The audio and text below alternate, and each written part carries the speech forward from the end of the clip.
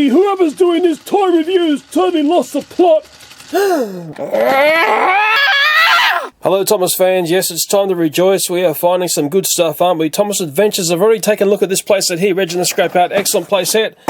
Crash it's on the ground. There's another one I found, haven't looked at that yet, Charlie's Day at the Quarry. It looks excellent, it's got Charlie up there, but we're going to crash that to the ground.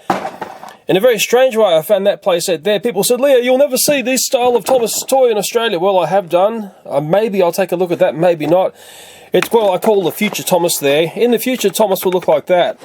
Also found this quite amazing Shark Escape Thomas Adventures playset. Wow.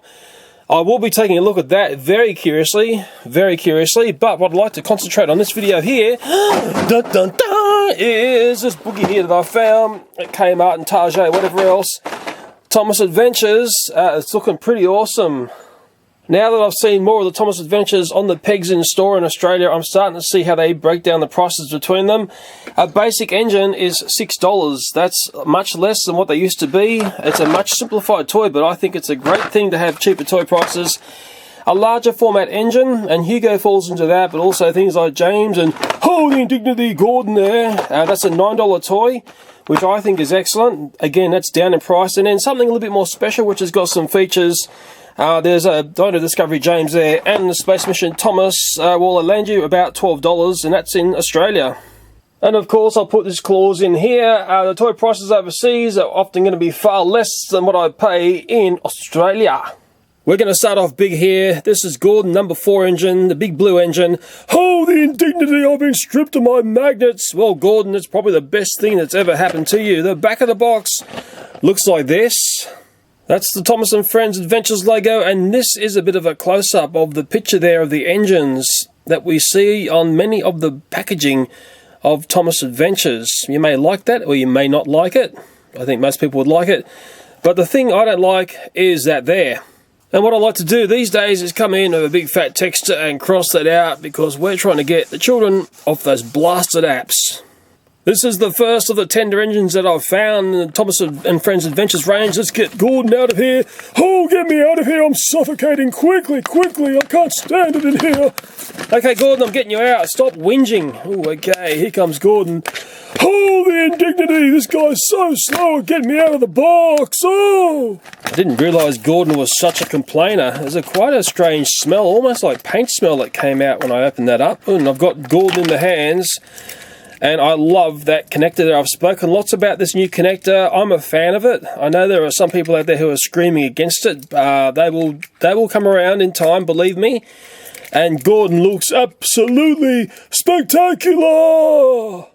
There's something I'm noticing about the new paint jobs. They must put a clear lacquer on these. It is very, very shiny. It looks spectacular. I really like that. And I noticed it more on the black. I think I spoke about this before. There is the tender there, once again, extremely shiny. I think it looks very spiffo like that.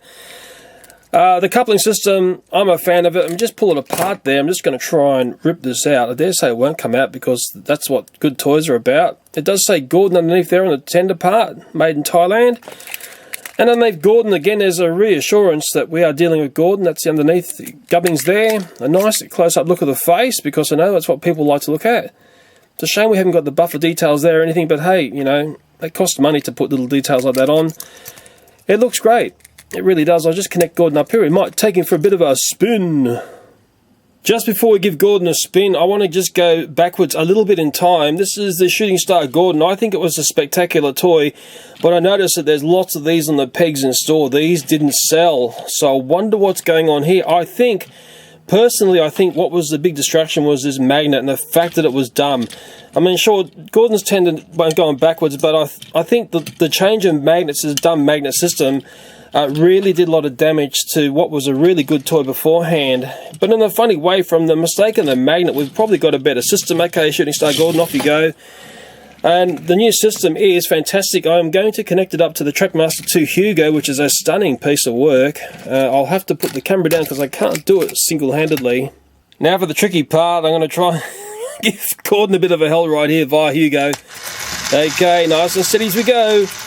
Oh, the indignity! I'm getting a blast of wind from that damn zeppelin train! Go away, Hugo, go away!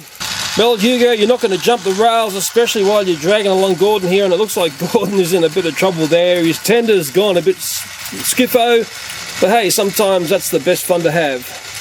I've tidied the train wreck of Gordon up there a bit. I would like to take a look at a Gordon from just a couple of years back versus the Gordon here, and I'll just turn Hugo off so we can go there. Okay, come with me, Gordon. I've got a little special visitor for you.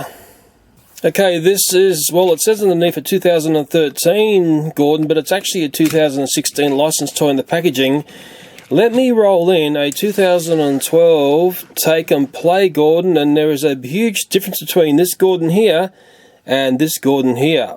I've got the running boards lined up at the back. That's the view from on top. That's the view from the back. The Take and Play's got a fantastic driver's cab.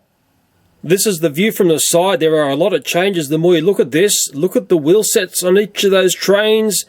Look at the piston area of each of those trains. Look at the boiler area of each of those trains. A lot of changes between those two Gordons. You could write a very, very extensive list of the changes that have gone on between those two Gordons there. It is actually quite remarkable to see how the longer format engines have changed in design. Here, sorry for that Gordon study. I think it's important to talk about. James's next to look at. It looks beautiful, doesn't it? And on the back here, it looks like that. Oh, and get rid of this thing here. I'm sick of that. Get rid of it. Oh, it's gone. Cool. That's much better. Okay, let's get into James. I did a video recently about the de-evolution of Thomas. I think 2012 is where it really radically changed, and hopefully we are regaining ground now. At least that ridiculous monopole magnet has gone. That was a really big break forward, I think, and here comes James. I don't know how to do a James voice. If I do it like that, it's going to sound like Percy. I don't have that many voices in my repertoire, I'm sorry. Okay, once again, it looks spangly and shiny. I love the paintwork they put on these. They must do a lacquer coating. I don't ever remember the Thomas toys coming out this spangly. And I mean, that's very important, you know, nice shiny toys are going to sell. It looks nice.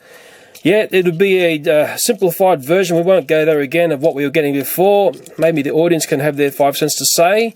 Let's take a look at the face. And I can do it from the coupling, and we can go up to the face there. Do you think that looks like James? Are you going to give it the tick of approval? I think it looks pretty good as a CGI era face. That's just me saying things. And now we're up close, we can take a look at what they've done here with the detailing things. Yeah, you know, there's things that are sort of missing, but there are things that are there which are important as well.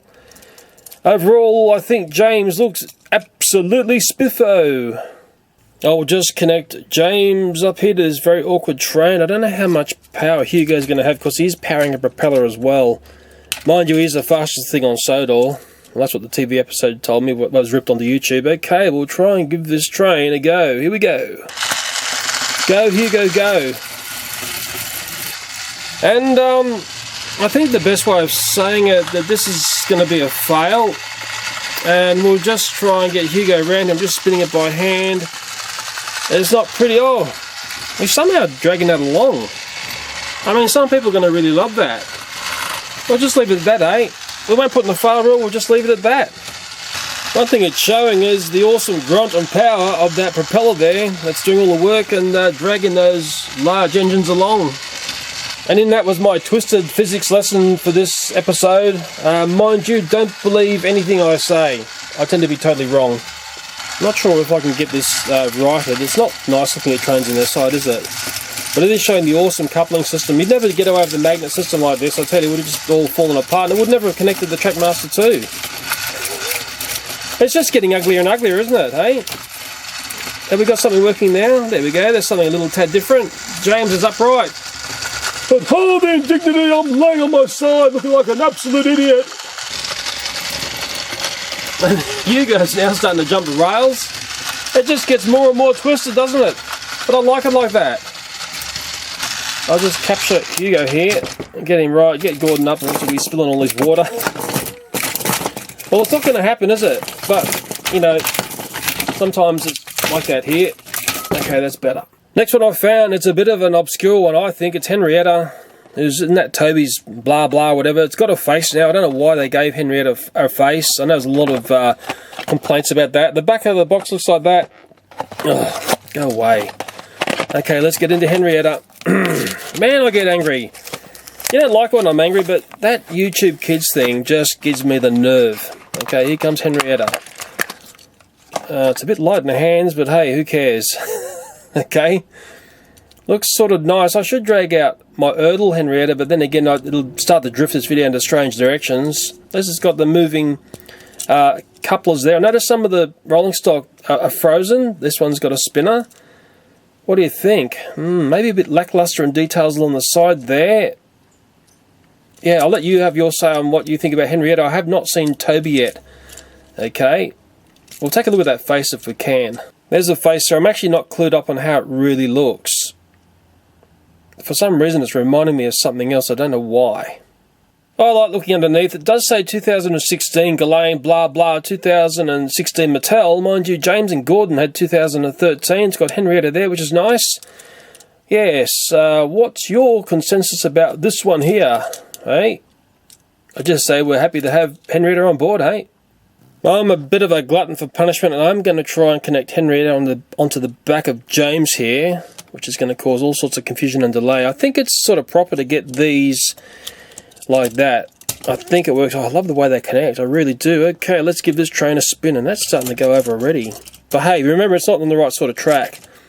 Okay, that's probably 9/10 of the problem here. This will either be a success or a total train wreck, and I know you're hoping for a total train wreck. Well, just nice and gentle to start with. Okay, get it going. Oh, helps if I keep the oh, he's broken free. Here goes back. He's going to come up in the room. Henrietta! Oh, he's over. Hugo is down. Hugo is down.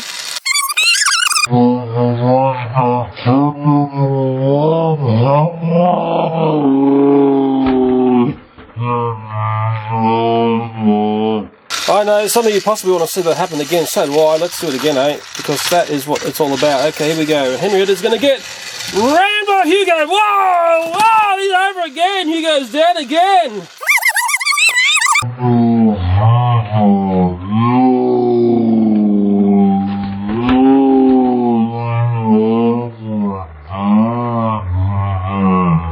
It's a pretty cool looking train wreck. Let's do that again.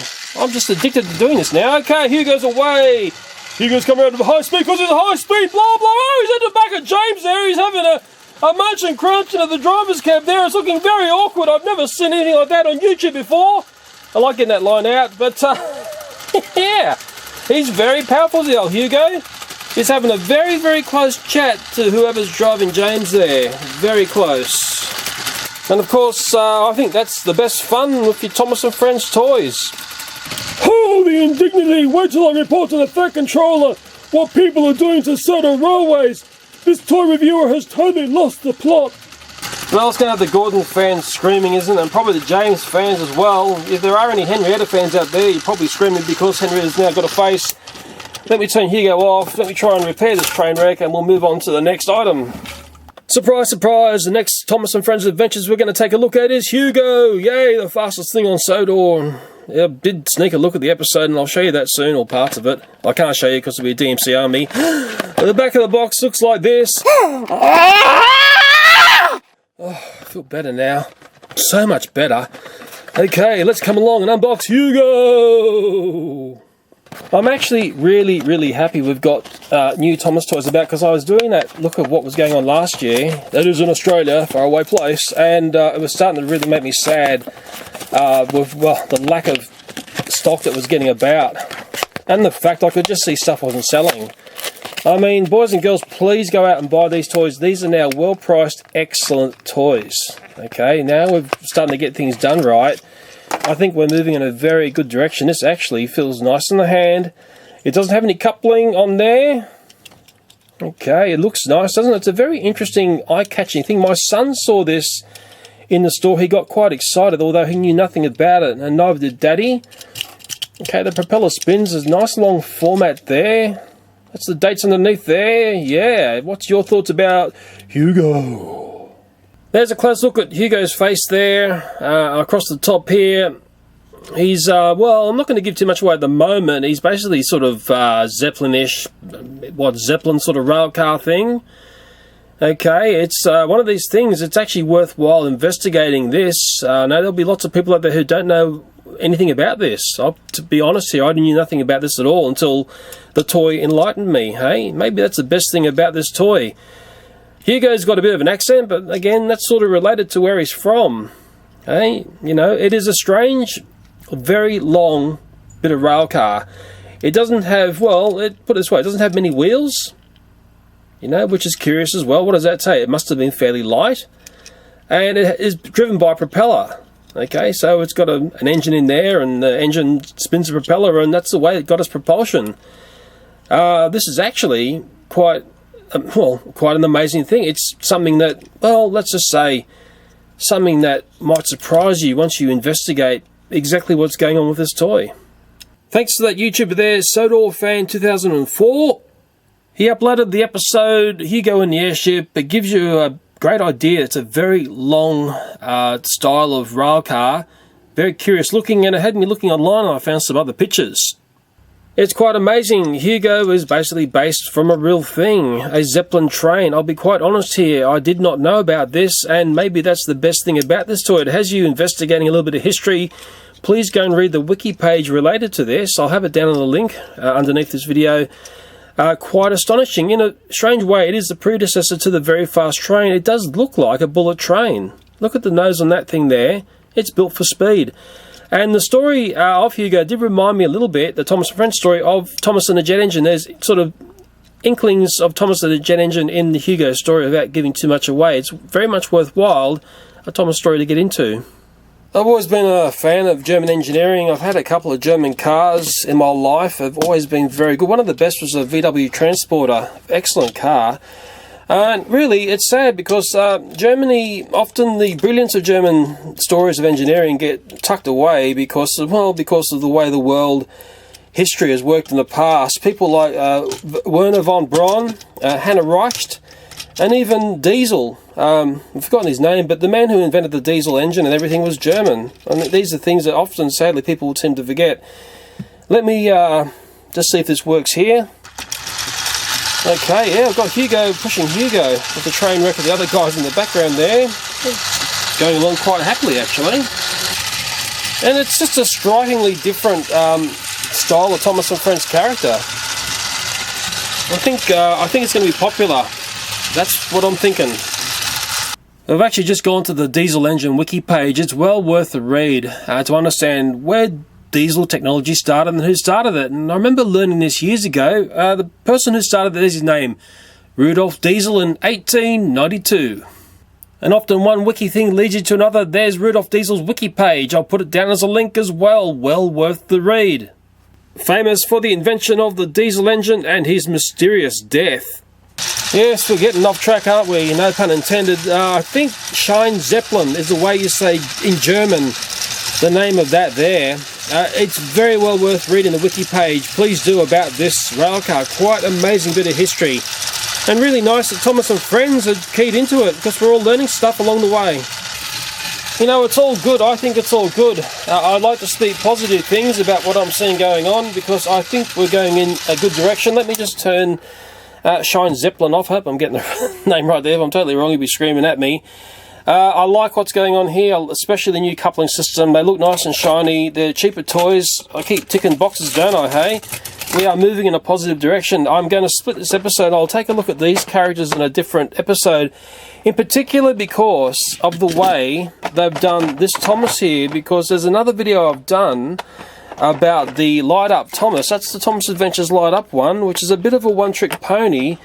But now I'm seeing this one here. There's something on this that I would like to see applied to this. That's why I'm going to separate this away. And of course, we saw, in a sense, with Take and Play had to go with that toy. There was a very different animal, had different features, very different animal. Mind you, it was a more expensive animal as well. I don't sign off like I used to. Maybe it's best to say this. You know, sometimes you think you know lots of things about trains and the way things work, and then along comes something which sort of reveals to you a little bit of history that maybe not many people know about. And I think that's always a very good thing. I'm just going back to the way Hugo was packaged, and there's been something that I've been talking about related to these toys. What this one really needs is a little historical brief. I can't see it anywhere on this packaging. Yes, if only we had like a little collector's card or something that talked about Hugo. It doesn't have to say very much, but just something to get children's curiosity, you know, go and do a web search or whatever. I think that's so important to do.